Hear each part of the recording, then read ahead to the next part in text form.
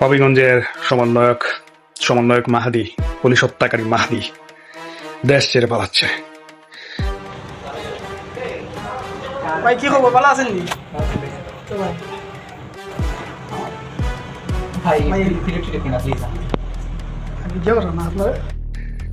এদের পালানো শুরু হয়ে গেছে।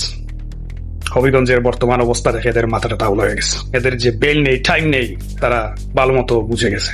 সারা দেশে তাদের নেতাদের যেখানে গণদোলাই দেয়া হচ্ছে, সেখানে তো এই পুংটা বালের বসি পোলাবাইন কিছুই না, সেটাও তারা বুঝে গেছে।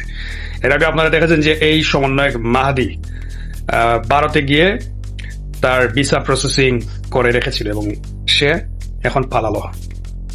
তাই হচ্ছে অবস্থা।